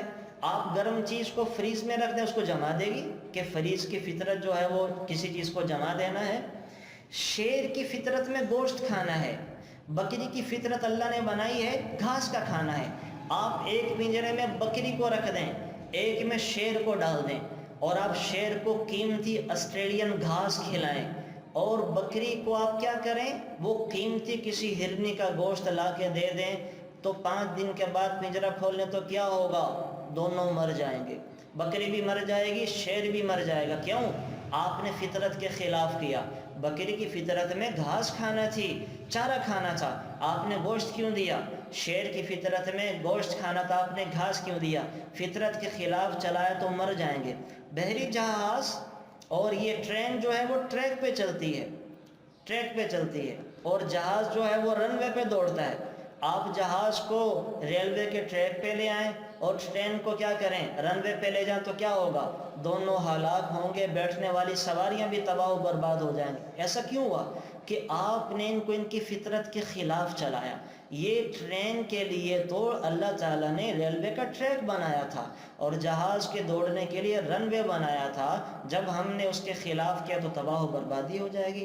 اسی طرح سے بالکل اللہ تعالیٰ نے ہمیں کیا کیا ہے، انسان کو اللہ تعالیٰ قرآن کریم میں فرما رہے ہیں لَقَدْ خَلَقْنَا الْإِنسَانَ فِي أَحْسَنِ تَقْوِيمٍ، میں نے تمہیں بہترین سانچے کے اندر ڈھالا ہے، میں نے تمہیں بہترین شکل کے اندر بنایا ہے، میں نے تم سب کی فطرت میں دین رکھ دیا ہے، تمہارے خمیر کے اندر دین کو گوندھ دیا گیا ہے۔ تو انسان جو ہے فطرت پہ چلے گا، فطرت پہ۔ اور دوسری بات اس زمرے میں، انسان کے ساتھ زبردستی نہیں کی جا سکتی، زبردستی نہیں کی جا سکتی انسان کے ساتھ۔ ایک جانور کے ساتھ کی جا سکتی ہے، انسان کو کوئی زبردستی دین پر نہیں لگا سکتا، کوئی زبردستی دین پر نہیں چلا سکتا۔ علامہ دمیری رحمۃ اللہ علیہ نے لکھا ہے حیات الحیوان، یہ جانوروں سے متعلق سب سے بڑی ضخیم کتاب ہے، یہ آپ کی اس لائبریری میں میرے پاس بھی پڑھی ہوئی ہے، کتابوں کو بھی دیکھا کریں تاکہ شوق پیدا ہو۔ تو یہ علامہ دمیری نے لکھا ہے کہ ایک شیر کے اندر، ایک شیر میں انسان سے 3 گنا زیادہ طاقت ہوتی ہے، اور جب شیر بکھر جائے تو وہ اس میں انسان سے 70 گنا زیادہ طاقت آ جاتی ہے۔ لیکن شیر اتنا طاقتور ہو کر اتنا کمزور ہے کہ پاؤں میں کانٹا چبھ جائے تو نکال نہیں سکتا، لیکن انسان کو اللہ نے ایسا بنایا ہے کہ یہ انسان کے جسم سے دل نکال کے بھی ٹھیک کر لیتا ہے، آنکھ نکال کے بھی ٹھیک کر لیتا ہے، اور اس کا مغز نکال کے بھی ٹھیک کر لیتا ہے، سارے انسان کو چیر پھاڑ کے درست کر لیتا ہے۔ تو یہ انسان کو اللہ نے اتنی عقل سمجھ بوجھ دی ہے۔ اچھا، پھر شیر کو زبردستی کہیں بھی لے کے جایا جا سکتا ہے۔ اونٹ کی پوری قطار، ایک چھوٹا سا بچہ 100 اونٹوں کی قطار لے کے چل پڑتا ہے، ہاتھی کو لوگ لے کے چل پڑتے ہیں، ان کے ساتھ زبردستی کی جا سکتی ہے، انسان کے بچے کے ساتھ زبردستی نہیں کی جا سکتی۔ وہ ایک ماسٹر صاحب تھے نا، ماسٹر صاحب، وہ بچوں کو زبردستی اسکول میں ظہر کی نماز پڑھوایا کرتے تھے۔ تو بچوں کو مار مار کے نماز پڑھو۔ تو ایک بچے نے، اب وہ نگرانی بھی کر رہے تھے، تو ایک بچہ جلدی سے گیا اور اس نے جب نیت کی تو کہنے لگا نیت کی تھی 4 نماز فرض ظہر برائے ماسٹر صاحب۔ تو ماسٹر صاحب نے کہیں سن لیا، یہ کیا کر رہے ہو کہ میرے لیے؟ کہاں جی، ہاں آپ کے لیے پڑھ رہا ہوں، زبردستی پڑھواتے ہیں۔ تو میں تو کوئی شوق سے ظہر کی نماز نہیں پڑھتا۔ اور کہا اگلی بات بتاؤں ماسٹر صاحب کا کیا؟ کہا جب سے آپ نے نماز کا کہا میں تو بغیر وضو کے کھڑا ہو جاتا ہوں، وضو بھی نہیں کرتا، کہ آپ ہمیں زبردستی نماز پڑھوا رہے ہیں۔ تو انسان کے بچے کے ساتھ زبردستی نہیں کی جا سکتی۔ آپ میں سے کوئی بچے سے زبردستی کوئی کام کروا سکتا ہے؟ عبادت نہیں کروا سکتے۔ اب یہاں یہ سوال پیدا ہوتا ہے کہ اب ہم یہ کام کیسے کریں؟ اب بات کا خلاصہ یہ ہو گیا کہ ہم پیدا ہوئے فطرت اسلام پر، ہماری فطرت میں دین ہے، اور ہم اپنے بچوں کے ساتھ زبردستی بھی نہیں کر سکتے، دین پہ نہیں چل سکتے۔ تو اب کریں تو کیا کریں؟ کیسے اپنی اصل کی طرف واپس آئیں؟ کیسے فطرت کی طرف لوٹیں؟ اس کے لیے ہمیں اپنا ماحول بدلنا پڑے گا۔ ماحول، یہ اصل نقطہ ہے، اس کو ذہن میں رکھنا ہے۔ فطرت بدلتی ہے ماحول سے، ماحول بدلنا پڑے گا۔ ماحول، اچھوں کی اولادیں برے ماحول میں جاتی ہیں، بگڑ جاتی ہیں۔ لوط علیہ السلام جیسے نبی کی بیوی برے ماحول میں گئی، بگڑ گئی۔ حضرت لوط کی بیوی برے ماحول میں گئی، بگڑ گئی، کافرہ بن گئی۔ حضرت نوح جیسے کا بیٹا برے ماحول میں کنعان گیا، بگڑ گیا، کافر کا کافر رہا۔ رسول اللہ صلی اللہ علیہ وسلم جیسے نبی کے چچا برے ماحول میں رہتے رہے، بگڑ گئے، ایمان لے کر نہیں آئے۔ اور برے لوگوں کی بیویاں، برے لوگوں کی اولادیں اچھے ماحول میں گئی، سنور گئیں۔ حضرت ابراہیم علیہ السلام کے باپ آزر کافر ہیں، بت تراش ہیں، بت فروش ہیں، بیٹے کو اچھا ماحول ملا، بن گیا، سنور گیا۔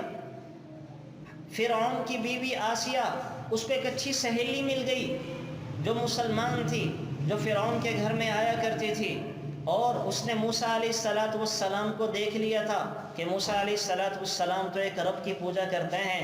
تو آسیہ کو ایک باندی کی شکل میں اچھی دوست مل گئی، موسیٰ علیہ السلام کی شکل میں اچھا کریکٹر مل گیا، تو وہ آسیہ فرعون کی بیوی بھی مسلمان ہو گئی۔ تو یاد رکھیں ماحول سب کچھ بدلتا ہے۔ ماحول، ہمیں اپنا ماحول بدلنا پڑے گا، دینی ماحول اپنانا پڑے گا۔ ماحول تو جانوروں پر بھی اثر انداز ہوتا ہے، جانوروں پر بھی اثر انداز ہوتا ہے۔ یہ بچوں بار بار نہ آئے جائیں، آپ بیٹھ جائیں، اگر بیٹھنا ہے تو جانا ہے تو چلے جائیں۔ چھوٹے بچوں بیٹھ جائیں، بیٹھے ایسے نہ بار بار آ جائیں، ایسے ڈسٹربنس ہو رہی ہے۔ تو ہمیں اپنا ماحول بدلنا پڑے گا۔ ماحول سے تو میں نے عرض کیا کہ انسان تو انسان، جانور پرندے بھی متاثر ہوتے ہیں۔ ہندوستان میں ایک آدمی کے پاس طوطا تھا، وہ طوطا وہ تھا ہندو کا، تو ہندو کے پاس طوطا تھا، طوطا بھی ہندو ہو گیا۔ وہ طوطا اڑا، اڑ کر درخت پر بیٹھا، کسی مسلمان نے اس کو پکڑ لیا، وہ مسلمان نے پنجرے میں قید کیا۔ قید کرنے کے بعد جب اس کو پنجرے میں چوری ڈالنے گیا تو طوطے نے کہا رام رام رام رام رام رام۔ تو مسلمان نے کہا اوے بکواس نہ کر، کلمہ پڑھ لا الہ الا اللہ۔ اب شروع میں 4-5 دن جب بھی وہ طوطے کو چوری ڈالنے جاتا تو طوطا کہتا رام رام رام رام، مسلمان کہتا اوے بکواس نہ کر، کلمہ پڑھ لا الہ الا اللہ۔ 5-7 دن گزرے، طوطے کو مسلمان کی صحبت ملی، مسلمانوں کے ساتھ رہا تو طوطا بھی مسلمان ہو گیا، طوطا بھی مسلمان ہو گیا۔ ہندو کو پتہ چلا کہ میرا طوطا مسلمان کے پاس ہے، تو ہندو جو ہے وہ آیا مسلمان کے دروازے پر اور آ کر کہنے لگا میرا طوطا آپ کے پاس ہے، میرا طوطا واپس کریں۔ مسلمان نے کہا آپ کو کیسے پتہ یہ طوطا آپ کا ہے؟ کہا میں ہندو، میرا طوطا بھی ہندو، مجھے دیکھ کر فوراً پہچان لے گا، اگر پہچان لیا اور میرے والی بولی تو آپ مجھے دے دیں گے؟ کہاں دے دوں گا۔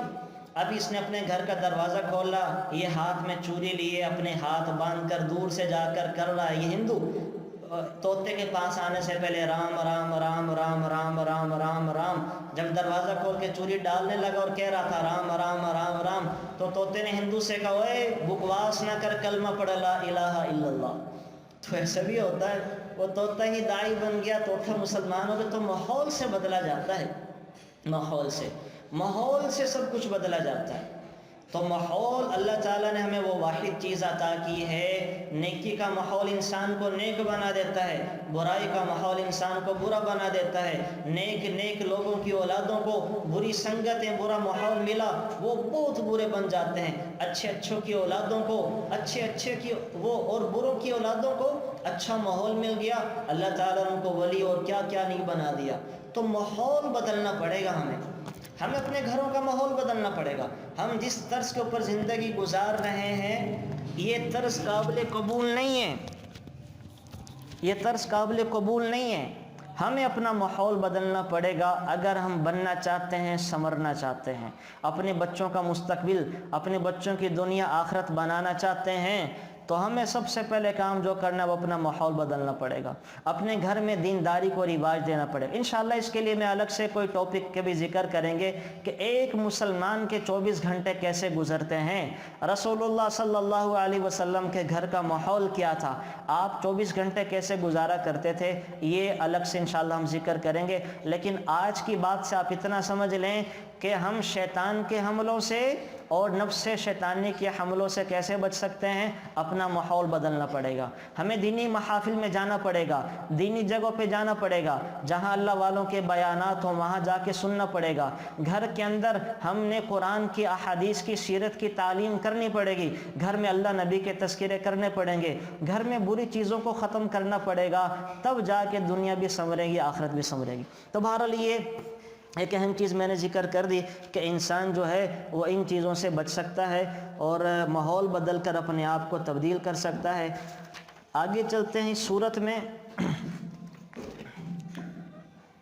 اللہ تعالیٰ نے پھر پہلے پارے میں حضرت ابراہیم علیہ السلام کا تذکرہ کیا ہے کہ حضرت ابراہیم علیہ السلام یہودیوں پر جب انعامات کیے ہیں اور یہودیوں نے اللہ تعالیٰ کے انعامات کے بدلے میں ناشکری کی تو اللہ تعالیٰ نے ان کو بندر بھی بنایا، خنزیر بھی بنایا اور بہت سارے عذاب برسائے ہیں۔ تو اللہ تعالیٰ نے پھر یہودیوں پر انعامات ذکر کیے ہیں۔ وہ ذکر کرنے کے بعد حضرت ابراہیم کا ذکر کیا۔ اس کی وجہ کیا ہے؟ قرآن کریم میں سب سے زیادہ تذکرہ حضرت ابراہیم کا ہے۔ اس کی وجہ یہ ہے کہ یہود بھی اور عیسائی بھی حضرت ابراہیم کو اپنا بڑا سمجھتے ہیں، حضرت ابراہیم کو اپنا نبی سمجھتے ہیں اور فخریہ طور پر یہ کہتے ہیں کہ ہم تو ملت ابراہیمی والے ہیں، ہم تو ملت ابراہیمی والے ہیں۔ تو اللہ تعالیٰ نے حضرت ابراہیم کا تذکرہ کر کر یہودیوں اور عیسائیوں سے کہا اگر تم اپنے دعویٰ میں سچے ہو تو پھر ہمارے آقا محمد صلی اللہ علیہ وسلم کی اتباع کرو، کیونکہ محمد صلی اللہ علیہ وسلم تو حضرت ابراہیم کی دعاؤں کا نتیجہ ہیں۔ حضرت ابراہیم نے محمد صلی اللہ علیہ وسلم مانگ کر لیے ہیں۔ تو اے یہودیوں اور عیسائیوں، اگر تم یہ کہتے ہو کہ حضرت ابراہیم ہمارے بڑے ہیں اور ہم حضرت ابراہیم کے شریعت کو فالو کرتے ہیں تو تمہیں چاہیے کہ تم دین محمدی قبول کر لو۔ کیوں کہ محمد صلی اللہ علیہ وسلم تو اللہ کے نبی ابراہیم خلیل اللہ نے مانگ کر لیے ہیں اور دعا کر رہے ہیں۔ پہلے پارے کے آخر میں یہ دعا ہے ربنا وبعث فیہم رسولا من انفسہم یتلو علیہم آیاتک ویزکیہم ویعلمہم الکتاب والحکمہ۔ اے اللہ تو میری امت میں سے نبی کو بھیج جو قرآن بھی سنائے، جو احادیث بھی سنائے، جو لوگوں کے برے اخلاق سے بھی بچائے، جو لوگوں کا تزکیہ بھی کر دے، اور اس سے مراد محمد صلی اللہ علیہ وسلم ہے۔ تو اللہ تعالیٰ یہاں پر یہ ذکر کر رہے ہیں کہ یہود اور عیسائی اپنے دعویٰ کے اندر جھوٹے ہیں اور یہ غلط بیانی سے کام لیتے ہیں۔ پھر اللہ تعالیٰ نے حضرت ابراہیم علیہ السلام پر آنے والی 7 آزمائشوں کا ذکر کیا ہے اور وہ ہر آزمائش میں کیسے سرخرو ہو کے نکلے ہیں۔ یعنی سب سے زیادہ قربانیاں انبیاء علیہم السلام میں سے حضرت ابراہیم نے دی ہیں۔ زندگی میں کبھی عیاشی اور مزہ نہیں دیکھا، کبھی مزہ نہیں کیا۔ اسی وجہ سے حضرت ابراہیم کا لقب پڑا خلیل اور ہمارے نبی کا لقب پڑا حبیب۔ ابراہیم علیہ السلام خلیل اللہ ہیں اور محمد صلی اللہ علیہ وسلم حبیب اللہ ہیں۔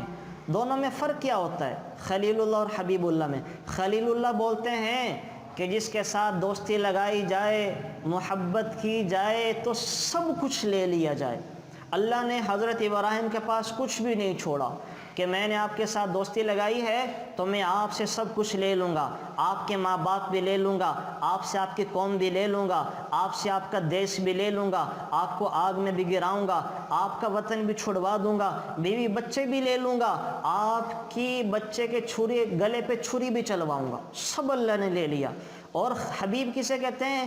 حبیب کہتے ہیں کہ جس کے ساتھ محبت کی جائے تو محبت میں سب دے دیا جائے، جو حبیب مانگتا جائے اللہ دیتے جائیں۔ اسی وجہ سے اللہ اپنے حبیب سے کہہ رہے ہیں وَلَسَوْفَ يُعْطِيكَ رَبُّكَ فَتَرْضَىٰ، اے میرے نبی ہم آپ کو اتنا دیں گے کہ آپ کو راضی کر کے چھوڑیں گے، جو مانگیں گے میں دیتا چلا جاؤں گا، جس کی سفارش کریں گے میں قبول کرتا جاؤں گا، آپ کو راضی کر کے چھوڑیں گے۔ تو یہ فرق ہوتا ہے خلیل اور حبیب میں۔ تو اللہ تعالیٰ نے ابراہیم علیہ السلام پر آنے والی یہ آخری رکوع میں 7 آزمائشوں کا ان چیزوں میں ذکر کر دیا ہے۔ پہلی آزمائش کی آئی کہ باپ تھا بت تراش اور بت فروش اور نمرود کا خاص بندہ، اپنے باپ سے ٹکرا گئے۔ باپ سے کہا کہ میرا دین قبول کر لیں، ایک اللہ کی وحدانیت کا اقرار کریں۔ تو باپ کہنے لگا ابراہیم اپنی حرکتوں سے باز آؤ، مجھے یہ باتیں نہ سناؤ ورنہ میں پتھر مار کے تجھے سنسار کر دوں گا۔ ابراہیم جیسا فرما بردار بیٹا کہنے لگا ابا جان اب سوال آ گیا ہے، موقع آ گیا، یا تو آپ کو چھوڑنا پڑے گا یا کل کائنات کے رب کو چھوڑنا پڑے گا۔ میں کل کائنات کے رب کو تو نہیں چھوڑ سکتا، آپ کو چھوڑ رہا ہوں، میرا آپ کے ساتھ گزارا نہیں ہو سکتا، میں آپ کو چھوڑ کے جا رہا ہوں۔ پھر اپنی قوم والوں سے ٹکرا گئے. جب قوم والے گئے ہیں میلے پر تو سارے بتوں کو توڑ دیا ہے. ساری قوم والوں کو پتہ چل گیا کہ ابراہیم جو ہیں وہ کر کے گئے. اللہ معاف فرمائے، ہم سرکار دو عالم صلی اللہ علیہ وسلم کی سنت کا پرچار کرنے کے لیے ہم اپنے ماں باپ سے نہیں ٹکرا سکتے، ہم اپنے معاشرے سے نہیں ٹکراتے، ہم اپنے خاندان کے لوگوں سے نہیں ٹکراتے.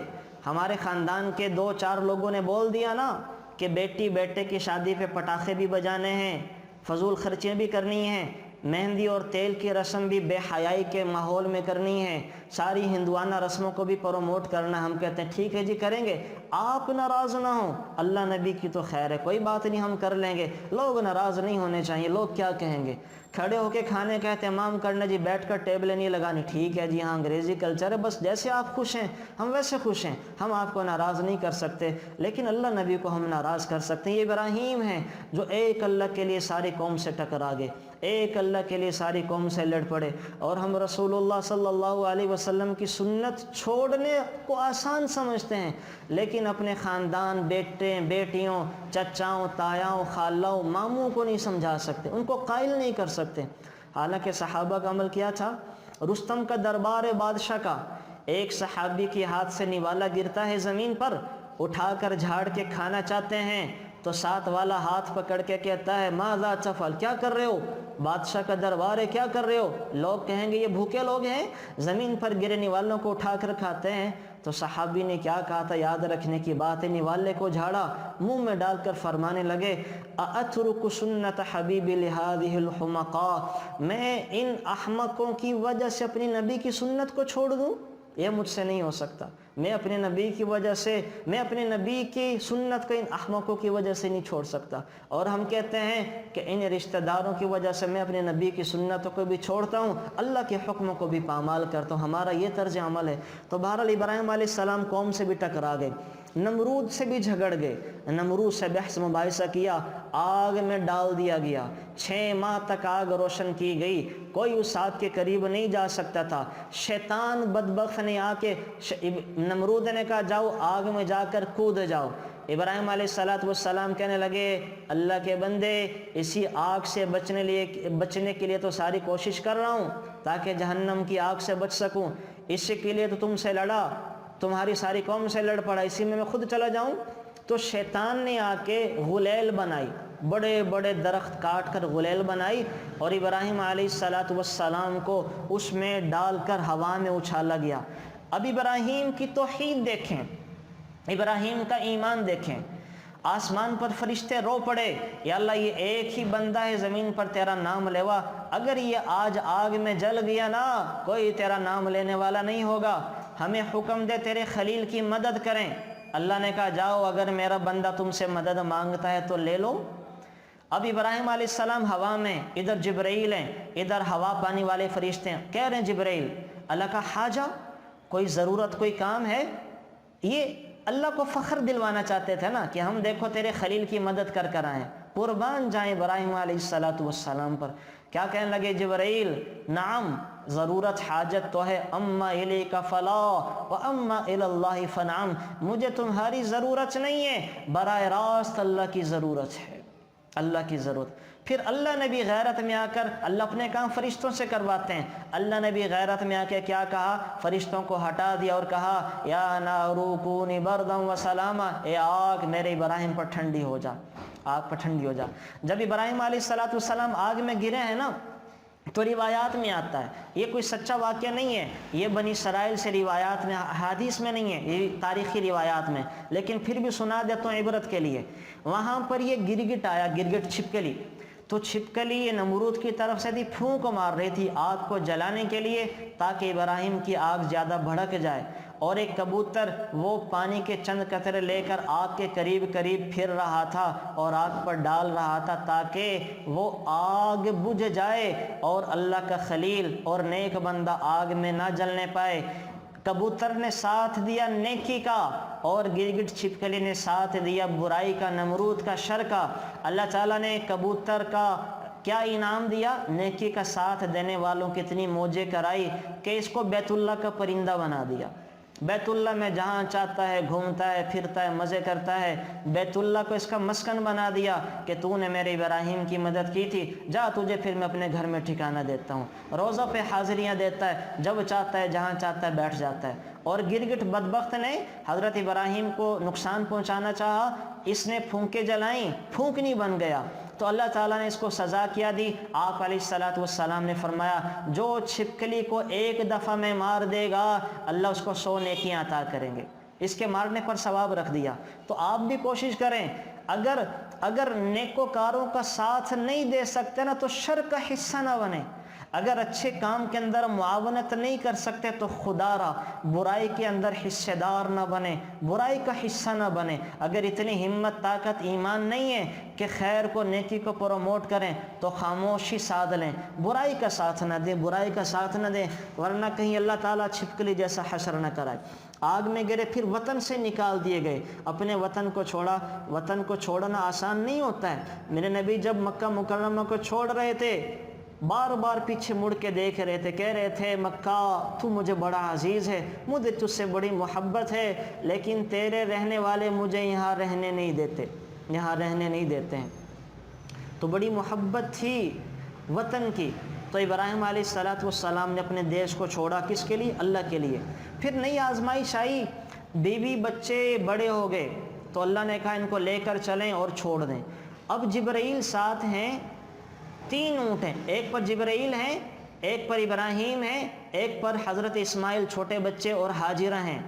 اب جب یہ آئے ہیں جہاں آج بیت اللہ ہے، چاروں طرف کالے پہاڑ، جبرائیل نے کہا، اللہ نے کہہ رہے کہ یہاں چھوڑ دیں، اور حضرت ابراہیم کو بولنے کی اجازت بھی نہیں تھی، حضرت ابراہیم کو بولنے پر پابندی لگا دی تھی، بولنے کی اجازت بھی نہیں تھی، بولنے سے منع کر دیا۔ جبرائیل نے کہا یہاں چھوڑ دیں۔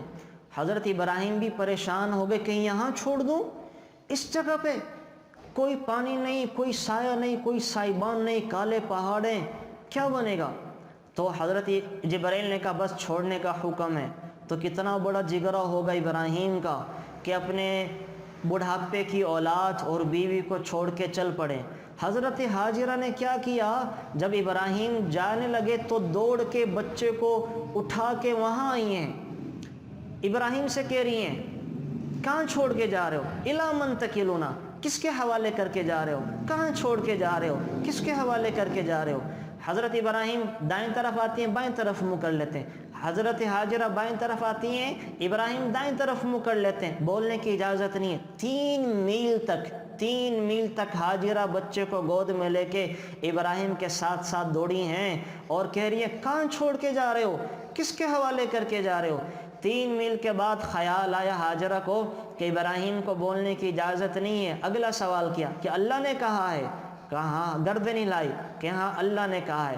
پھر حاجرہ نے کہا علیہ السلام اذن لا یضیع عن اللہ، پھر اللہ ہمیں ضائع نہیں کرے گا۔ تو جہاں ابراہیم نے چھوڑا تھا وہیں واپسی کی طرف دوڑ لگا دی۔ حضرت حاجرہ جب ابراہیم علیہ السلام سے علیحدہ ہوئی ہیں تو اب ابراہیم نے ہاتھ اٹھا لیے، ہاتھ اٹھائے اور دعائیں کی ہیں۔ اب دعائیں مانگنا شروع کر رہے ہیں۔ اللہ قربانیوں کے بعد کی گئی دعائیں کو کبھی رائے گاہ نہیں کرتا۔ ہم بھی دعائیں مانگتے ہیں لیکن بغیر کچھ کیے مانگتے ہیں، ہم بھی اللہ سے دعائیں مانگتے ہیں لیکن بغیر کسی مجاہدے کے مانگتے ہیں، ہم بھی اللہ سے مانگتے ہیں لیکن بغیر مزدوری کے مانگتے ہیں۔ ابراہیم علیہ السلام نے بڑی لمبی مزدوری کی اور اب اللہ سے دعائیں مانگ رہے ہیں۔ جب بیوی بچہ دور ہو گیا تو دعائیں مانگ رہے ہیں۔ کیا دعا کر رہے ہیں؟ ربنا انی اسکنت من ذریتی بواد غیر ذی زرع عند بیتک المحرم، اے اللہ ایسی جگہ پر چھوڑ کر آیا ہوں جہاں نہ کوئی سایہ ہے، نہ پینے کا پانی ہے، نہ حفاظت کا سامان ہے، اے اللہ تو حفاظت فرما۔ اور کیا مانگا؟ ربنا لیقیموا الصلاۃ، ربنا لیقیموا الصلاۃ، اے اللہ میرے بچوں کو نمازی بنانا۔ پہلی دعا مانگ رہے ہیں اے اللہ میرے بچوں کو نمازی بنانا۔ پہلی دعا ابراہیم کیا مانگ رہے ہیں؟ اے اللہ میرے بچوں کو نمازی بنانا۔ ربنا لیقیموا الصلاۃ فاجعل افئدۃ من الناس تہوی الیہم، اے اللہ مکہ مکرمہ کو آباد کر دینا، اے اللہ یہاں پھلوں کی بہتات کر دینا، تو یہ دعائیں ابراہیم علیہ السلام نے مانگی ہیں۔ ساری دنیا کے سارے پھل اللہ ہم سب کو بار بار حرمین شریفین کی زیارت کروائے، اللہ ہر سال لے کے جائے۔ آپ وہاں جا کے دیکھیں گے آپ کو ساری دنیا کے پھل نظر آئیں گے۔ کیوں؟ ابراہیم علیہ السلام کی دعا ہے۔ اللہ نے مکہ کو امن سے بھر دیا، کیوں؟ ابراہیم علیہ السلام کی دعا ہے۔ تو یہ دعاؤں کے نتیجے میں، قربانی کے نتیجے میں جو دعائیں مانگی جاتی ہیں اللہ ان کو قبول فرماتے ہیں، اللہ کبھی بھی ان دعاؤں کو ضائع نہیں کرتے ہیں۔ تو یہ اللہ تعالی ہمیں یہاں پہلے پارے کے آخر میں بتا رہے ہیں کہ ابراہیم نے قربانیاں دی ہیں، پھر دعائیں مانگی ہیں، تو ان کی دعاؤں کو ہم نے قبول کر لیا۔ پھر یہاں پہ آخر میں اللہ تعالیٰ فرما رہے ہیں حضرت ابراہیم علیہ السلام کے، انشاءاللہ یہ الگ سے ایک ٹاپک ہے کہ حضرت ابراہیم نے دعائیں کون کون سی مانگی ہیں اور دعاؤں کے نتیجے میں اللہ تعالیٰ نے کیا کیا۔ اس پر انشاءاللہ ہم کوئی الگ سے ٹاپک رکھ کر تفصیلی بات کریں گے، پھر آپ حیران ہوں گے کہ ابراہیم نے اللہ سے کیا مانگا اور اللہ نے دعاؤں کے نتیجوں میں کیا کیا دیا ہے۔ آگے بس بات یہ 5-7 تھوڑی سی رہے گی، اس کو ختم کرتے ہیں۔ ابراہیم علیہ السلام، اللہ تعالیٰ پھر آگے جب حضرت ابراہیم کے وہ نیکیاں اور ان کے اعزازات ذکر کیے ہیں تو اللہ تعالیٰ پھر فرما رہے ہیں کہ ابراہیم علیہ السلام کی ملت سے وہی اعراض کر سکتا ہے جو شقی ہے، بدبخت ہے، احمق ہے اور اپنی خواہشات کا غلام ہے۔ اور یہود و نصارہ ایسے ہی ہیں، یہود و نصارہ ایسے ہی ہیں، یہ ایک طرف تو دعویٰ کرتے ہیں کہ ہم ابراہیم علیہ السلام کے پیروکار ہیں، دوسری طرف ابراہیم کے اوپر ایمان لے کر نہیں آتے۔ اچھا، تیسری بات یہاں پہ آخر میں اللہ تعالیٰ فرما رہے ہیں کہ اللہ تعالیٰ نے آپ علیہ السلام کو بھی حکم دیا وَاتَّبِعْ مِلَّةَ إِبْرَاهِيمَ حَنِيفًا، اے میرے نبی آپ بھی ابراہیم علیہ السلام جو کہ حنفی ہیں ان کی پیروی کریں۔ آج آپ یہ بات بھی سمجھ لیں کہ حنفی کسے کہتے ہیں۔ قرآن کریم کے اندر یہ لفظ کئی جگہ آیا ہے، دین حنیف۔ اللہ ہمیں کہہ رہے ہیں، اپنے نبی سے کہہ رہے ہیں وَاتَّبِعْ مِلَّةَ إِبْرَاهِيمَ حَنِيفًا وَمَا كَانَ مِنَ الْمُشْرِكِينَ، اے میرے حبیب آپ علیہ السلام کی پیروی کریں۔ اے میرے خلیل، آپ میرے حبیب محمد صلی اللہ علیہ وسلم، یعنی اللہ آپ اپنے حبیب سے کہہ رہے ہیں، آپ اے میرے حبیب محمد صلی اللہ علیہ وسلم آپ میرے خلیل کی پیروی کریں جو کہ دین حنیف والے ہیں۔ حنیف کا مطلب سمجھ لیں، حنیف کہتے ہیں جو غلط عقائد، غلط طور طریقوں، غلط نظریوں سے ہٹ کر سیدھے راستے پر چل پڑے اسے حنیف کہا جاتا ہے۔ دین حنیف والا، حنیف، دین حنیف کا کیا مطلب کہ جو غلط عقائد، غلط چیزوں کو چھوڑ کر سیدھے راستے پر چل پڑے۔ ابراہیم علیہ السلام کو حنفی کیوں کہا جاتا تھا کہ یہ اپنے زمانے میں نمرود کی خدائی کو چھوڑ کر، بت پرستی کو چھوڑ کر، شرک کو چھوڑ کر، ستاروں چاند کی پوجا کو چھوڑ کر ایک اللہ کی طرف چل پڑے، اس وجہ سے حضرت ابراہیم کو حنفی کہا جاتا ہے۔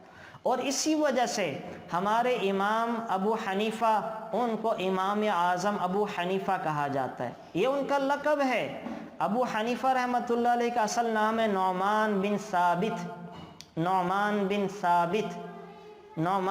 ثابت اصل نام ہے۔ ابو حنیفہ تو لقب ہے اور لوگ سمجھتے ہیں حنیفہ ان کی بیٹی تھی، اس وجہ سے کہا جاتا ہے کہ حنیفہ کی ابا، حالانکہ ان کی بیٹی تھی کوئی نہیں، ان کا ایک بیٹا تھا حماد۔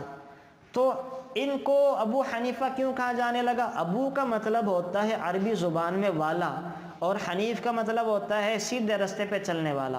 امام اعظم ابو حنیفہ رحمۃ اللہ علیہ کے زمانے میں 80 ہجری میں پیدا ہوئے ہیں، 150 میں انتقال کیا، دوسری صدی میں بہت زیادہ فتنے پھیل چکے تھے۔ قدریہ کا فتنہ، جبریہ کا فتنہ، معتزلہ کا فتنہ، خوارج کا فتنہ، روافض کا فتنہ، اسلام کے اندر تبدیلیاں کر رہے تھے لوگ، احادیث میں تبدیلیاں کی جا رہی تھی۔ تو امام ابو حنیفہ یعنی نعمان بن ثابت نے ان تبدیلیوں سے لوگوں کو غلط عقائد سے، غلط نظریات سے، غلط خرافات سے، غلط طور طریقوں سے بچا کر صحیح رستہ پیش کیا، جس کو فقہ حنفی کہا جاتا ہے۔ اس وجہ سے صحیح رستہ پیش کرنے کی وجہ سے نعمان بن ثابت کو ابو حنیفہ کہا جانے لگا کہ دین حنیف والا، صحیح دین پیش کرنے والا۔ तो आपने ये भी जहन में रखना है ये बात कि हम जो हैं पूरे बर्र सग़ीर के लोग यहाँ शुरू से ही जब से मुग़ल आए हैं ख़ानदान ग़ुलामा और सल्जूक और जनाब जो है ना सारे ख़ानदान, ये सारे के सारे कौन थे? ये हनफ़ी थे। यहाँ शुरू से हनफ़ी मज़हब राइज है, हनफियत के अलावा यहाँ कोई और मज़हब नहीं आया। और हम फिर शाह वलीउल्लाह रहमतुल्लाह अलैह को फॉलो करने वाले, उनके 4 बेटे वो तफसीर का इल्म लेकर आए, वो शेख अहमद सरहंदी, मुजद्दद अल-फ़सानी, बाहुद्दीन ज़करिया, जितने बुज़ुर्ग हमारे हिंदुस्तान के वो सारे के सारे हनफ़ी थे। इमाम आज़म अबू हनीफ़ा रहमतुल्लाह अलैह के फॉलोवर्स थे। तो चीज़ ज़हन में रखें कि जो हनफ़ी कहा जाता है इसका मतलब ये है कि बाकी सारे गलत अकायद, गलत तौर तरीक़ों को छोड़कर सही रास्ते पर चलने वाले को हनफ़ी कहा जाता है। तो इस मुनासबत से हमें क्या कह देते हैं? हनफ़ी। हम हनफ़ी हैं कि अबू हनीफ़ा रहमतुल्लाह अलैह सबसे पहले इमाम थे, हनफ़ी कह दिया जाता है। सऊदी अरब में रहने वाले हरम में वहाँ पे सारे लोग हम्बली हैं, वो इमाम अहमद बिन हम्बल को फॉलो करते हैं। UAE दुबई वगैरह में, शारजा में चले जाएं, वो फॉलो करते हैं इमाम शाफ़िई रहमतुल्लाह अलैह को, उनको शाफ़िई कहते हैं। और ये आपके जो मगरिब है, त्यूनस, जज़ायर, मराकश के इलाके, ये फॉलो करते हैं इमाम मालिक रहमतुल्लाह अलैह को। 4 आइम्मा हैं तो 4 को फॉलो करते हैं, 4 के फ़िक़्हा को। तो हम बर्र सग़ीर वाले फॉलो करते हैं अबू हनीफ़ा को। तो हनीफ़ा उनकी बेटी नहीं थी, बल्कि उनका लक़ब पड़ा है सीधे रास्ते पर चलाने और चलने की वजह से। तो ये हनफियत हो गई। अब यहाँ पे अल्लाह ताला हमें कह रहे हैं, कुरान करीम के जो आखिरी आयत है, क़ुलू आमन्ना बिल्लाहि व मा उन्ज़िला इलैना और फ़इन आमनु बिमिस्लि मा आमनतुम बिहि फ़क़द इह्तदौ फ़इन तवल्लौ फ़इन्नमा हुम फ़ी शिक़ाक़। इसका मैं मतलब आपको सुना देता हूँ। अल्लाह ताला ने मोहम्मद सल्लल्लाहु अलैहि वसल्लम को हुक्म दिया कि आप इन लोगों को हनफियत यानी दीन इस्लाम की तरफ दावत दें, जो कि तमाम अम्बिया का दीन। ये जो इस्लाम है सलामती वाला, ये तमाम अम्बिया का यही दीन था। अगर ये लोग आप अलैहिस्सलातु वस्सलाम की दावत को कबूल कर लेंगे तो हिदायत पा जाएंगे, और अगर ये यहूद व नसारा मुशरिकीन आप अलैहिस्सलातु वस्सलाम की दावत को कबूल नहीं करेंगे तो इनका इनकार और गुमराही किसी दलील की बुनियाद पर नहीं है, बल्कि ज़िद और इनाद की वजह से है। यानी अल्लाह कह रहे हैं मेरे नबी, ये जो लोग आप पर यहूद व नसारा ईमान लेकर नहीं आ रहे हैं, ये दलील की वजह से नहीं है कि इनके पास कोई दलील है ईमान ना लाने की, बल्कि ज़िद है। असल में यहूदी कहा करते थे कि आखिरी नबी हम में पैदा होना चाहिए, ईसाई कहा करते थे आखिरी नबी हम में पैदा होना चाहिए ताकि हमारी कौम की इज़्ज़त हो। लेकिन अल्लाह ताला ने आखिरी नबी पैदा कर दिया मुशरिकीन में, आखिरी नबी पैदा कर दिया ये अरबों में। तो ईसाई और यहूदी ज़िद की वजह से ईमान लेकर नहीं आते थे कि अल्लाह ने हमारे साथ अच्छा नहीं किया, ये नबी कहीं और पैदा कर दिया तो हम भी ईमान लेकर नहीं आते। ये वजह थी उनके ईमान ना लाने की। तो फिर अल्लाह ताला ने आयत उतार दी। अल्लाह ने कहा अच्छा अगर ईमान नहीं लेकर आते तो ए नबी इन्हें इनके गंद में पड़ा रहने दें, मैं इनसे खुद निमट लूँगा। अल्लाह ताला इरशाद फरमा रहे हैं अगर ये यहूद और नसारा इस तरह ईमान ले आए जिस तरह तुम मुसलमान लोग ईमान लेकर आए हो तो ये हिदायत पा जाएंगे, और अगर ये अपने मुँह को मोड़ लेते हैं तो तुम ताज्जुब न करो। ऐ मेरे नबी आप ताज्जुब न करें, क्योंकि ये किसी दलील की वजह से ईमान नहीं ला रहे, बल्कि ज़िद और मुखालफत इनकी आदत है। ये हठ धर्म है, ये ज़िद्दी लोग हैं, ये चाहते हैं सब कुछ हमारा ही हो। इस वजह से आप पर ईमान भी नहीं लेकर आ रहे। तो मेरे नबी फ़िक्र न करें, अगर इन्होंने शरारतों की कोशिश की तो मैं अल्लाह अन करीब इनसे निमट लूँगा, मैं अल्लाह अन करीब इनसे निमट लूँगा। फ़इन तवल्लौ फ़इन्नमा हुम फ़ी शिक़ाक़ फसयक्फ़ीकहुमुल्लाह, मैं अल्लाह इनको काफ़ी हो जाऊँगा, मैं इनको पकड़ लूँगा, छोड़ूंगा कोई नहीं, दुनिया में जलील कर दूँगा, आखिरत में तरह तरह के अज़ाब दूँगा। मैं बड़ा सुनने वाला हूँ और जानने वाला हूँ।